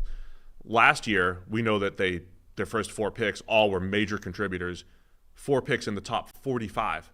So because they've had so many high draft picks the last couple of years because of the Matthew Stafford trade, I feel like they were able to go give up a third, to go get one player, right? So I feel like they've balanced volume last year, 4 picks in the top 45, Jahmyr Gibbs, Jack Campbell, Sam Laporta, Brian Branch, and then Hendon Hooker at 68. Balance that volume with, hey, go get one guy this year in Terry and Arnold. Yeah. And I think, so if you just go get one guy every year, I think over time you're going to be in trouble. But if you balance it and you diversify the portfolio a little bit, I feel like you can get away with that. But it is worth it did cost them, to make that move. They gave up 73 overall, a 3rd-round pick, a reasonably high 3rd-round pick. So that got you players. I'll just read out a few names that were available at or below pick number 73 in this draft. Cooper Beebe got drafted 73 overall. Braylon Trice was the next pick. Jonah Ellis was a couple of picks later. Guys like Kalen Bullock, the safety from USC. Jermaine Burton was a pick 80 a few picks later. Roman Wilson, who we talked about being phenomenal value. Dominic Pooney, the guy that Renner loves and the 49ers ended up. Right, so you're balancing one of those guys, right, plus whatever you would have gotten at 29. Exactly, yeah. So it's like, in order to get Terry and Arnold, right, to stop that slide, to go get the guy that you didn't think was going to be available, you had to give up your chance of getting a guy like this in the 3rd round, and the player that you would have drafted at 29 overall. So I think I don't have a problem with the move. I think it's fine. But, I think it's worth looking at those players and sort of saying that wasn't an inconsequential move, right? That was a pick with real value that they consciously decided to throw into this in order to get Terran Arnold. That's how much they believe in him. Sione Vaki, the safety, remember he played a little running back at Utah. I'll be interested to see if Ben Johnson does try to get Vaki involved in the offense. I don't think he's necessarily a special running back, but when you get him, he's a pretty good zone runner, and I think when you get him on the roster, are you stealing an extra roster spot? Are you stealing an RB3 type who can also double as a pretty physical safety? I think that's an interesting move there. And then I like Christian Mahogany, the 6th-round guard. They got him at 210. Yeah.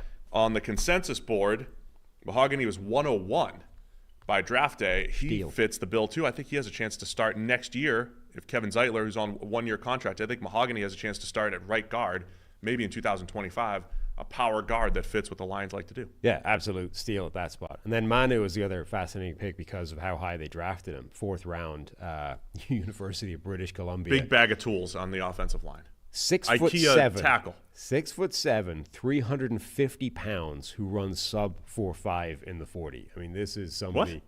Yeah. Sorry, sub 5, not 4.5. That would be insane. Sub 5 second 40. I was going to say.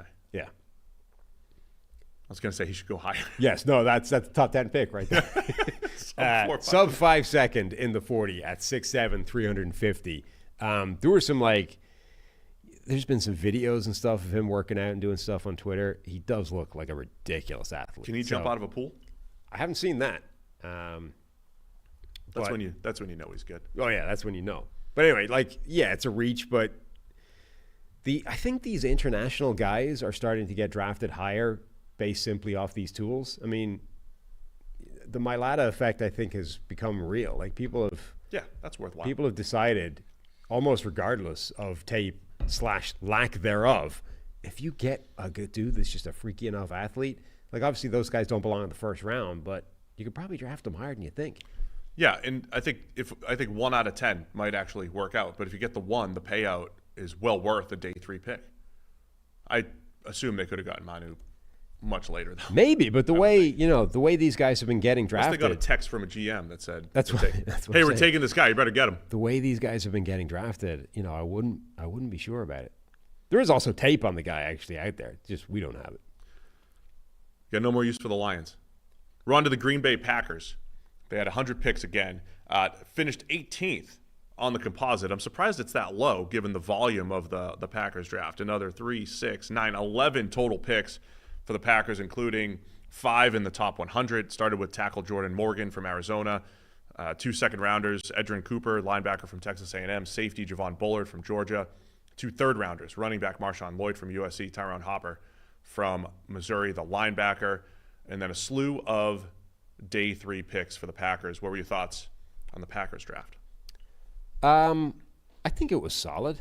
Unspectacular, but I do like their approach consistently of drafting in volume and doubling up at multiple positions. So yeah, rinse and repeat whatever we said last year. Well, so last year it was wide receiver and tight end, right? They drafted 3 wide receivers, 2 tight ends. This year they drafted 3 offensive tackles. And 2 safeties. Yeah, 3 safeties. 3 safeties. So I love this approach. And 2 drafting. linebackers. Yeah, I really like this approach of drafting, which is if we expect a position to actually contribute in a meaningful way this year, we are not going to rely on one player to get that done. We are going to draft 3 separate bodies and assume that one of them or the aggregate of the 3 will make that work. And it might not be the one you think it is. It might not be the top guy. It might be the 3rd one you draft. But let's attack it with volume because that's the way of best maximizing who we're bringing in. I just love that approach. So almost independent of the players they bring in, I love that as a strategy. But I also like some of the players they brought in. I mean, 11 times they're bound to hit on a few guys you like. Fast forward to the season, and we're going to say 5th-round safety Ketan Oladapo. Wow, the Packers did it again. Right. He was their 3rd safety drafted, but look at him contributing. He's a good football player. I really liked their 2 second-rounders. Edgerrin Cooper, I thought, was the best linebacker in the draft from Texas A&M. Javon Bullard, the safety/nickel from Georgia. I think he could play multiple roles. I think he could be Cooper Dijon light, I guess, as far as role and what he's able to do. I think Bullard was one of the better safeties in the draft anyway, in a very weak safety class. As far as Cooper goes, I think he's big. He plays the run extremely well. He reminds me of Jack Campbell as a prospect who the model really likes. The production is there. The size is there. But just like Jack Campbell, when I watched the film, I liked most of it. Then there was a couple plays where I'm like, oh, man, if he's in space against a shifty running back, there were some ugly plays in there for both Jack Campbell in college and then for Cooper. But I'm okay with that. I think Cooper's pretty good from a coverage perspective as well. And he was Chris mentioned it on the broadcast. Cooper was amazing at spying quarterbacks. And it's a very specific skill. I think we said this about JOK a couple years ago with the Browns, like the type of athleticism to be able to spy, but it's just an added weapon, game plan, added weapon. And then I always look at the division. The only guy that you might have to consider that for in this division is Caleb Williams now with the Bears, but just something else to keep an eye on with Edgerrin Cooper and the Packers. But I thought both of those second-round picks very good for Green Bay. Yeah, I really like Bullard in particular. I think that's a really nice pick for them. I think Georgia, I've seen people say that the opposite is true. I think Georgia used him in a really good way last year. Like they had him as this sort of hybrid. Who said he wasn't used in a good way? I forget who it was, but I saw somebody saying it might have been John Ledyard, maybe. I don't want to besmirch the man's name if it wasn't him. But sorry, I haven't seen this analysis. So. But I think that they used him as this sort of hybrid, big slot off slot coverage / sort of robber safety, where he wasn't playing deep in the middle of the field. He wasn't playing right up at the line of scrimmage. He was playing in the half space and covering the slot from 10 yards depth, that kind of thing. I think he's phenomenal at that. Like he's really, really good at that spot. That's where you want him playing in that role, and it gives him it's a perfect complement for the Packers, who signed Xavier McKinney, obviously who's best playing as that free safety. So it's a natural fit. Like, I would plug him in exactly the same role he had at Georgia and assume he's going to be a really good player for them. Yeah, I think he works downhill extremely well. And so I'm a fan of Bullard, fan of Cooper. Again, the volume drafting, I think, makes a lot of sense. I think Oladapo does have a chance to be a player in round 5. Marshawn Lloyd adds some juice to the running back position. Really good player. So now he'll be complementing Josh Jacobs and A.J. Dillon back there. I think he's got a chance to be a big play threat coming out of the backfield. And then the 2 7th-rounders I wanted to highlight. Michael Pratt, the quarterback out of Tulane. This is what the Packers do, right? Continue to draft quarterbacks. And Pratt is an excellent developmental option, especially in the 7th round. And then Kalen King from Penn State, another interesting prospect who I think he just had a really bad 2023 relative to expectation. Really bad. And he had maybe an even worse Senior Bowl. And he looked like he was just really low on confidence and everything. But at one point was considered a fringe first or a day 2 type of corner. He was on all of the all of the sort of pre-prepared draft graphics that we have, way out. Like, it's December and we're talking next year's draft. He was on all those graphics, right, along with Caleb Williams and Marvin Harrison Jr. Kalen King was on there. And then at some point it's like, okay, he's having such a crappy year, we probably need to take him off some of the graphics. He's not going to be, a top 50 player on the big board. So for whatever reason that happened, you get him at pick 255. I mean, I'll take that. Yeah. I would just say, yeah. Can you get him as a reclamation project? With what we know about, the volatility of coverage and cornerback play, taking any corner that has shown really high-end play at some point in their college career and has then had a terrible season to, like, torpedo their draft stock, for a 7th-round pick, you give me all those guys. So there we go. I think I like to me, that's the value of having all those picks. Now, again, Jacob Monk and Travis Glover, both tackles Monk's more of a tackle, maybe an interior player, but both of those guys, they've got a lot of developing to do, but King's at least shown something in the past and feels like, absolutely, let's take a flyer on that. Michael Pratt, let's take a flyer on bringing the quarterback in. That's the benefit of the volume drafting, is you get to diversify that portfolio with some upside type of players or guys that, just dropped for various reasons. Mm-hmm. Any other thoughts on the Packers draft? They brought in a whole suite of special teamers in undrafted free agent world, including a long snapper, Peter Bowden from Wisconsin. You got to go to the FCS for your long snappers. No, you do, because just an average grade, 66.8. Do we have time to snap in the? He's not the Cheeseman, but do we have time to snap in the long snapper report? You do not. No, we should have time. You, in fact, have not done that. We do track the time. It doesn't love Peter Bowden. So look, you're right. You need to go if you want the real cream of the crop. You got to go either to Virginia or to the FCS. That's what the data is saying this year. NFL, you all have Ultimate. You all have access to this. You got no more use for the Packers like me? I think I'm out with the Pack. So Marshawn Lloyd, we just kind of glossed over. Discuss. Look, I think he's a really good player. A lot of people liked him as the first running back in this draft. There was a lot of kind of buzz on that before Jonathan Brooks actually went a bit earlier than people were expecting him to. But I think Tom Pelissero was talking about he could be the first running back off the board. He's so good in space. He's stocky, but has so many good moves. If you get him out into space, which Lincoln Riley is a master at, because of that offense.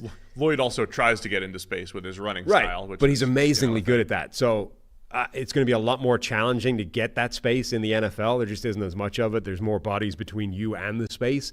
But if they can actually get him into space, he can be a great complement to Josh Jacobs. I like it. Got no more use for the Packers. Last team. NFC North, Minnesota Vikings, one of the more fascinating drafts this year. Finished with a B+ from PFF and right middle of the pack in the composite at number 16 overall. You got some C+, you have some A's, all over the place as far as the Vikings draft.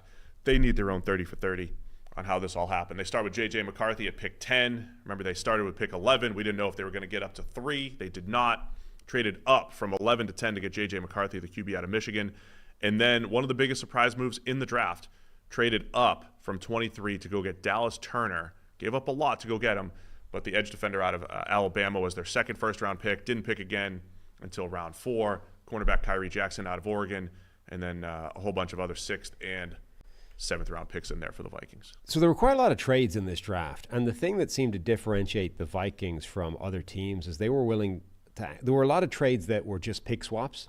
Like Buffalo seemed to make a whole series of trades that didn't actually cost them or anybody else any picks. They just moved around. Yeah, they'd move up 30 or move up 50 or move up 80. And that seemed to be a trend this year. People didn't seem to be actually giving up that many picks. They were just trading picks and shifting around the value of them. The Vikings seemed to make, when they made their trades, they seemed to be the team giving up draft picks specifically. Well, so then the report on what they wanted to give up to go get New England was to go to pick 3 with New England was 11, 23, the 2 first-rounders, and then next year's first.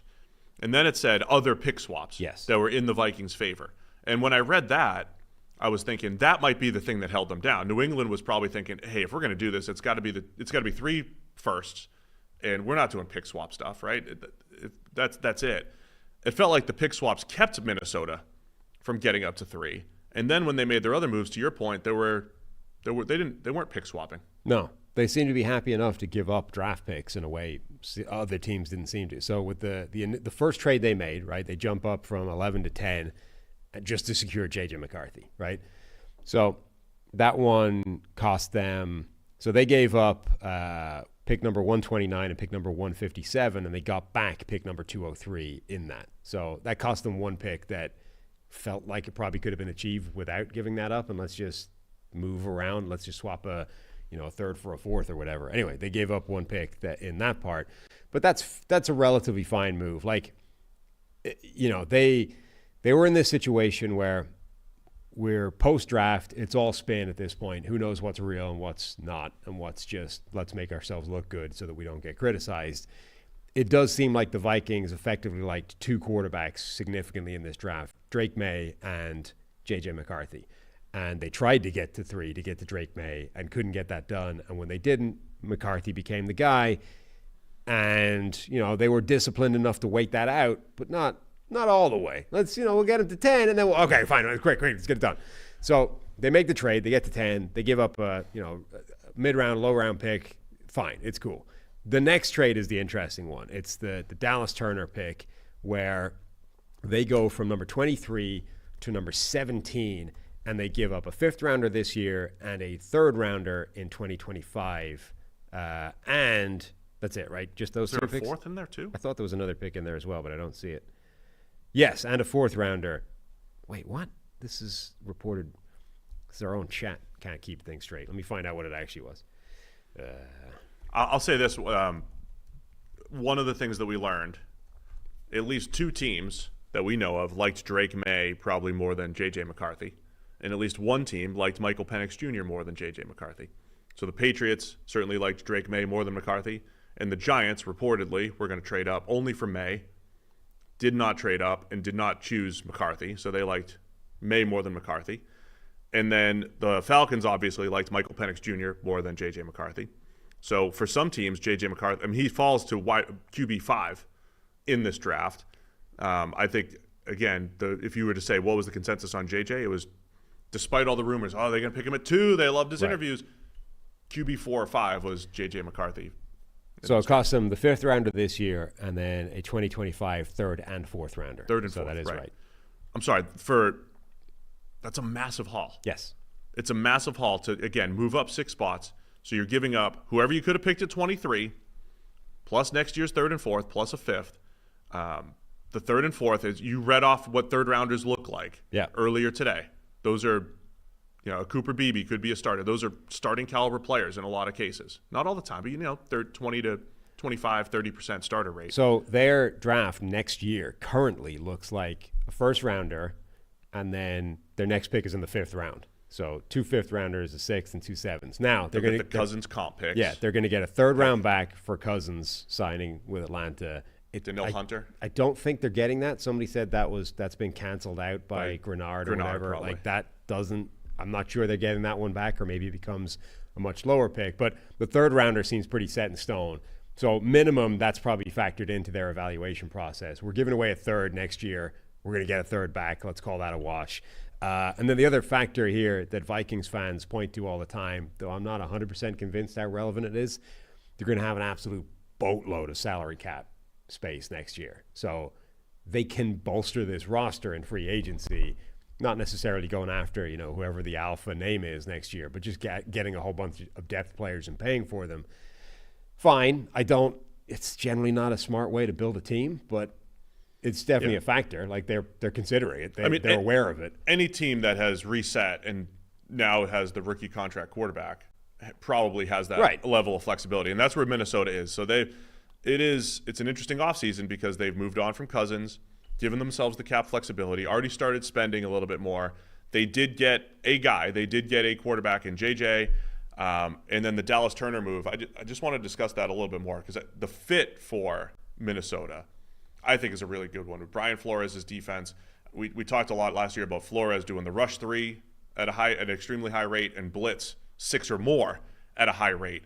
I felt like that was out of necessity, right? Like they had Danielle Hunter and no one else rushing the passer, and they had to do something at the extreme ends just to create indecision by the quarterback, create pressure on the quarterback. And now I don't think they have to do that nearly as much with Jonathan Grenard and with Dallas Turner. I don't think Dallas Turner's an elite pass rusher, but he'll be solid. He's good, though. He's a good player. And then Andrew Van Ginkel. And both Van Ginkel and Dallas Turner are guys who have played in systems where they've had seasons where they've dropped into coverage 200-plus times. Yeah. So Flores has that level of flexibility, 3 edge defenders to rotate around and create some more indecision on the quarterback while also maybe having a better pure 4-man rush. One thing that I don't know has been talked about as much as maybe it should, maybe just by us, but maybe also by other people, is I think Dallas Turner actually has a lot more room to grow because he is relatively one-dimensional in terms of his pass rush. Like, certainly when you compare him to Latu in terms of the sheer variety of moves and the number of ways they have to win, Turner's not even in the same ballpark, but he gets by with athleticism and being really good at his 1 or 2 tricks. So if you can actually develop a couple more moves to his game, his upside is really, really good because he's very good at what he already does and he's a special athlete. But it becomes it's a more high stakes version of the conversation we had with Detroit, half a dozen picks later, which is they've identified this guy who was most popularly mocked at number 8 overall to the Falcons. People assumed he was gone top 10. There's no way Dallas Turner is going to be here. And suddenly Minnesota's sitting there at 23 with a guy who presumably they have ranked as maybe the best defender in the draft, or certainly one of the best edge rushers, and is like within sight, right? A guy that was supposed to be gone long before they were picking. They're sitting there at 23, 17 comes up. They're like, we could make that happen. Like we could get to 17 to make this happen. I mean, Kevin O'Connell was like shocked when they told him that they're getting Turner. They're going up for Turner. Like it clearly was not on the radar of things that could have possibly happened for them. Now, you then have the same conversation with Detroit. It's not insignificant. They've given up a 3rd and a 4th next year and a 5th this year. So 3 extra picks to go make this happen. Those are not without consequence. Like those are 3 players that could have made an impact. But it's how you weigh that versus what you think Dallas Turner actually is. And then you've pushed back on this in the past. I generally think there's some merit to combining moves and looking at them as a kind of composite. Like I thought there was some value to that last year with Will Anderson and CJ Stroud. If you put it together and say, this is what they got in the aggregate and this is what it cost them in the aggregate, right? You're kind of okay with it. You're more okay with it than you are just focusing in the one move for the non-quarterback. The Vikings, the same thing, right? The J.J. McCarthy and Dallas Turner combined as their – remember, everyone assumed 11 and 23, it's going to get packaged for a quarterback. That's why they did it. They end up actually using both those picks and coming away with 2 players. And Jason Fitzgerald of Over the Cap effectively added it all up and said they gave up the equivalent of the number 4 overall pick, which was actually one of the most common mock drafts, right? We go 1, 2, 3, QB, QB, QB, and then Minnesota trades up to number 4 and they get their guy, J.J. McCarthy. Well, they got their guy, J.J. McCarthy, and they got Dallas Turner for the equivalent of that trade that was supposed to get them to number 4 overall, right? If you look at it in those terms... You're saying that they used the number 4 overall pick. I'm saying they gave up draft capital equivalent to the number 4 overall pick, which they also would have done if they traded up to get to number 4 overall. Only this way they ended up with Dallas Turner With 2 players. in addition to the player they were supposed to get at number 4 overall. So in those terms, this is good business.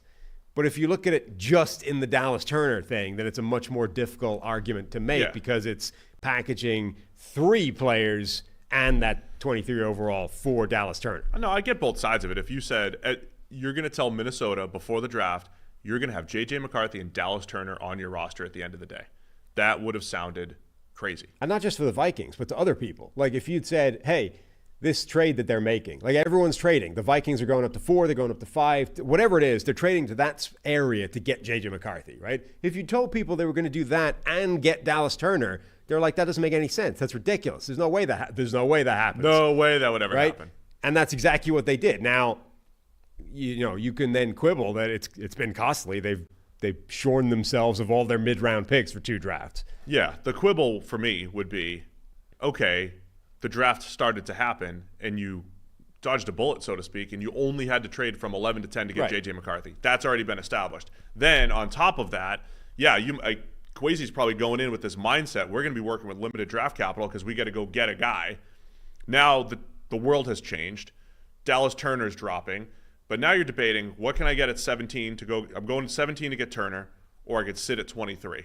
I will say, if the Vikings felt like, first off, Turner's a top 10 player, and then secondly, we'd really like to get an edge rusher, and presumably they don't see the same fit as a Jared Verse or a Chop Robinson. Right. Those dudes came off the board quickly. If Minnesota waited to 23, probably no doubt none of those guys are available. If they really needed to get an edge rusher. Now, again, I'm of the mindset that you're not going to sit here and be like, I need to get an edge rusher, got to go get him. But I think the one thing I will say, what I used to think before we realized maybe not everybody's great at evaluating players and you should trust consensus more, was in all the draft charts, what if you put your player evaluations into your draft charts and said, well, like in a vacuum, trading up this trade is a bad trade, but if I have a variable that says, well, it's Dallas Turner, he's number 8 on the consensus board, that's different than trading up for, say, Brian Thomas Jr., who is 25th on the consensus board.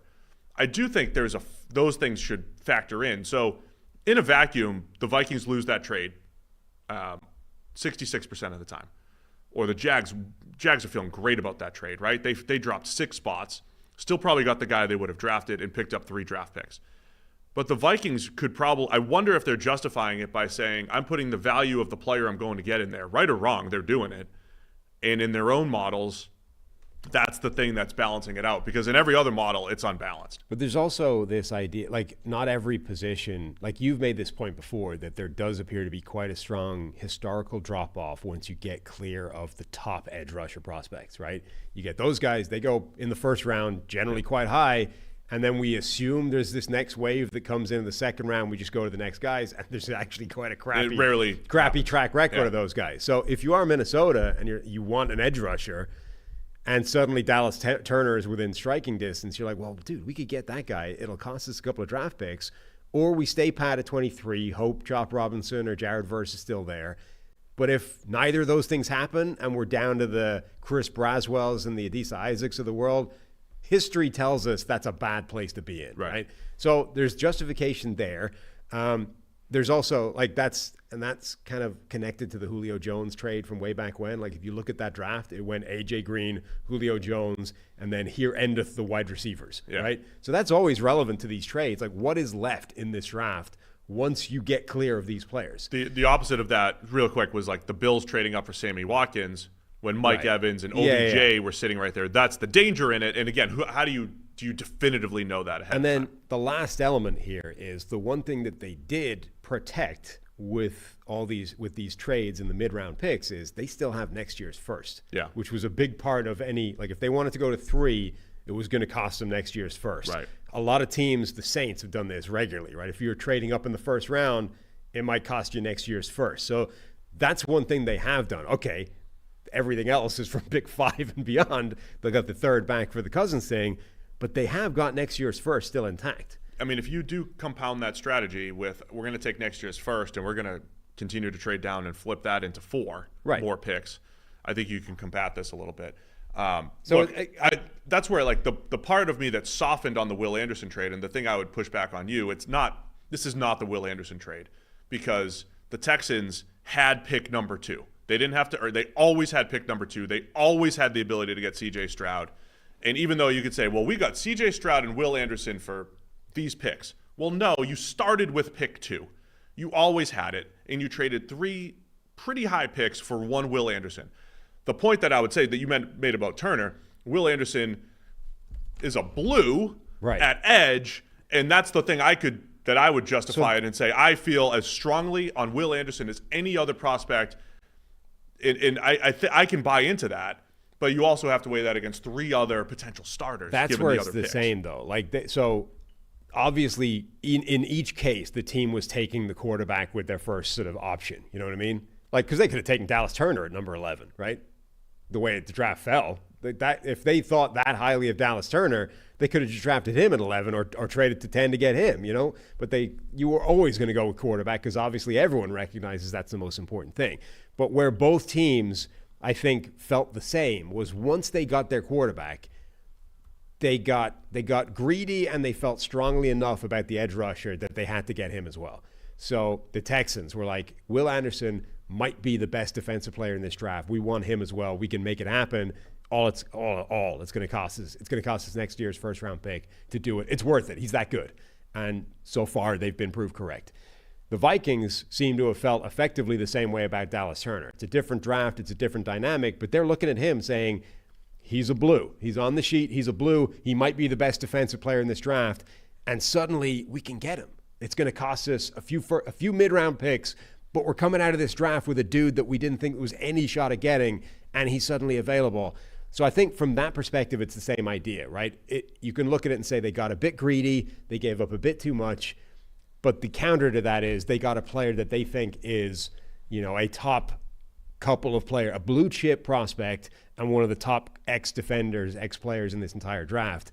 And then, as I say, when you look at it as a composite, as a whole, you can put it together with the quarterback deal and say, this is actually a fair amount to come away with both these players. Anything else on the Vikings draft? Well, yeah, that was just their first round. Yeah. I'm rooting for the storylines. I think the Falcons Penix storyline, the Vikings storyline, these are fascinating things to watch. I liked Kyrie Jackson in the 4th. No one else beyond that stands out to me to comment on. Oh, I thought you were going to say you didn't like anybody else. Oh, I like Levi Drake Rodriguez from Texas A&M Commerce as a 7th round pick 232. Nice. Do you have anything else on the Vikings? No, I mean, I think, Kyrie Jackson is the big extra pick of that group. But they had an interesting undrafted group. And then I want to respond to something in the chat after that. 2 players that I think are worth mentioning from their undrafted haul. Number one, they typically bring in a lot of guys. They've done that again. They brought in Dwight McGlothern, the Arkansas cornerback. I like that, yeah.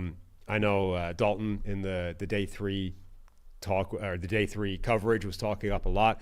He was 175 on the consensus board. I thought he'd go day 3. And then they brought in, for the second straight year, they brought in a fairly well-regarded edge rusher, this time Gabriel Murphy from UCLA. Oh, love Gabriel Murphy. I really thought he was going to get drafted. I'm actually shocked he went undrafted. Like, that's an absolute steal as an undrafted free agent. I'll say it. He's a data blue. He's a blue in the data. Based off a round of what? I mean, he was at 117 on the consensus. Right. So he was a guy that's like a 4th round. He's a blue. I'll say this, for the second straight year, last year a blue, meaning I would have taken him in the 4th round if he was available, if I trusted my board. The same thing was true of Ivan Pace Jr. last year, who the Vikings brought in. My board would have said, take Ivan Pace Jr. in the 4th. It's saying the same thing about Gabriel Murphy, the UCLA edge. The real only knock on him is he's a 30.5-inch arms. And, Kyle Van Noy and George Selvey are the only recent NFL players with any level of, playing time with 30.5-inch arms rushing off the edge. Yeah, I think that's an absolute steal. I mean, like you said, your board says from the 4th round on, you would be happy to draft that guy, and he would be a blue prospect in the model. And the Vikings bring him in as an undrafted free agent. That's crazy. Is that it? Lance Zierlein as well replied to that saying, yeah, it's nuts. I thought he was a 5th rounder at worst. Yeah. So I think that's well worth it. I would definitely do that. So somebody in the chat, Mojal, he's always in there. He was asking, he said, I don't know if he's just joking, but he said, still no apology letter for the Will Anderson, from Steve about Will Anderson. Yeah. And like, I think I prefaced it enough last year. Like, there's no apology. He's awesome. Like, it's gone exactly as I expected. I'll ask the chat, what would you rather have? And we'll just oversimplify this. The Texans had pick 12 last year and pick 33 or 34 that they gave up. And then this year, pick 27. That's what they had. So let's say, what would you rather have? One Will Anderson, or last year's pick 12, last year's pick 33, or someone around there, or this year's pick 27. So here's just an example. Like, here's what it could have gone good, it could have gone poorly. The actual pick 12 last year was Jahmyr Gibbs from the Lions. So let's just use the actual picks, and then you tell me. You could have Jahmyr Gibbs. Now, Will Levis went at 33. They wouldn't pick another quarterback, but let's say they picked the guy at 34. Sam Laporta. So you can have one Will Anderson, or Jahmyr Gibbs, Sam Laporta, and this year's pick 27, which was Darius Robinson, the edge out of Missouri. I'll let the chat decide what you would rather have in those picks. Now, it could have gone poorly, too. You could have, instead of taking Jahmyr Gibbs, taken Lucas Van Ness, who went the next pick at pick 13. You could have taken Michael Mayer, who was not as good as Laporta in year one. I still think he'll be pretty good. But your haul could have been Sam Laporta, could have been Lucas Van Ness, Michael Mayer, and say Darius Robinson this year. Those three guys up against one Will Anderson. Now, the second option, it's like, I might just take the one Will Anderson. But even then, it's like, you're still talking about three guys that are contributors and adding a lot of depth. And Mayer, I think, who could be a very good tight end still. Right. And by the way, like, we just spent, 20, 25 minutes talking about all the permutations from the Vikings basically factoring in that one trade, right? They have to, next year's we're going to get it.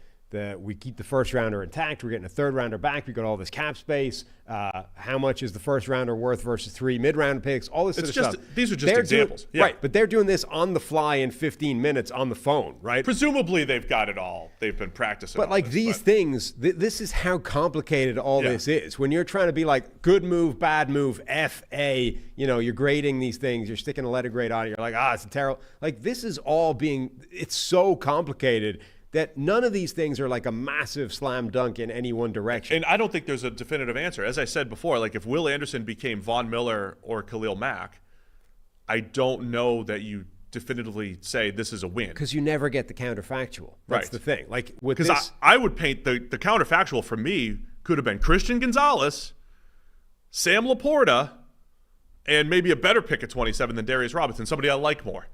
Right? I'll tell you who I would. I mean, I can go back and tell you who I probably would have picked. But even with those players, you never get the counterfactual of what it looks like in that team with the Houston Texans coaching staff on either side of the ball. You know what I mean? It's always abstractions. True. You never know. And this is why, like, even the Aaron Rodgers, Jordan Love thing, right? We keep bringing this back. Like, theoretically, it's worked out for Green Bay because they got Jordan Love, right? But we don't know if they left a Super Bowl on the table by doing that. If it did, then Jordan Love now needs to win 2 for it to be a better move. So you never get the counterfactual. You never get to prove one way or the other. All you can do is set out what you think wins most often and go in that direction. And for the Vikings, that is signing the blue chip player drafting the blue chip player in Dallas Turner, even knowing that you have to give up 3 mid-round picks to make it happen. When I make a comp, Trey Miller in the chat, when I make a comp, it's generally from a production standpoint. I'm not saying Will Anderson plays football like Khalil Mack. I'm saying Khalil Mack and Von Miller were 2 high-impact edge rushers, probably the top 2 edge rushers for 8 years straight between the two of them, and the impact that they made, not necessarily stylistically. So anyway, that was a longer discussion today. And a good one. Is that it? We out? Yeah, I think so. That's 4 teams in the conference, right? Or the division, right? Yeah. Are we going to forget we're not arguing anything necessarily here. We're trying to give you all of the sides of the story. Well, you are arguing. You were arguing against that guy Mojal in the chat. Oh, I was explaining why I'm not going to apologize for saying that the Will Anderson trade was extremely risky, which is what I said. It was very risky. It was, and it still is. Right. I mean, so we were like, at the time, we didn't think that was a good move because the chances are there's no way Will Anderson could justify what they gave up in order to make it happen. Even with hindsight and on reflection, you're like, okay, Will Anderson's been really good right out of the gate. As expected. Yeah, and yet even if you just illustrate the 3 players that they probably left on the table in terms of either that pick or the next guy up at that pick, I mean, the chat just voted 76% for the 3 players. So even with the understanding that Will Anderson is as good as they thought he was, it still doesn't look like it's worth it. And I've I've softened, but I think the analysis softens a little bit when you see, okay, the Texans made the playoffs and had pick 27. Yeah. There was a chance that they were picking in the top 10. You could have been giving up Marvin Harrison Jr. There's always a chance, right? Like that's at the time, that's why I was probably more emphatic about it. By the way, you guys could be picking in the top 10. It could be one of those legit. It could have been Joe Alt. It could have been Marvin Harrison Jr. It could have been Roma Dunze, who was in there. Right. I mean, one of those guys is as good as Will Anderson. So this is where your own. So when teams are evaluating that out, right, and they're factoring what is this pick next year? What is next year's first round pick actually going to be? Like this, when they made that trade, they were odds-on favorite. The public had them favored to basically get the number 2 overall pick, right? They were supposed to stink. They probably internally, maybe optimistically, maybe just, blindly thought that they were going to be way better than that. And it turns out they were right. Yeah. But that's part of that evaluation, right? They're going, we think we're better than they do. We think we're better than the public does. We have a better chance of winning. We're going to have it's going to be a worse pick than people are expecting it to be. Therefore, it's not as bad immediately as everybody is criticizing it to be. And sometimes you're probably always going to think that, but in this case, they were right about that part.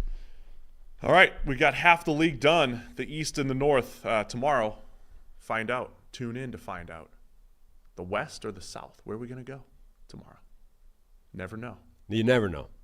The South is going to be a long. We got to talk anywhere. We got to talk about Michael Penix for a while in the South. Yes, that's going to take some time. Or it could be the West. So you never know. But tune in for both. We appreciate everybody for tuning in today, and we'll see you again tomorrow with more PFF NFL podcast.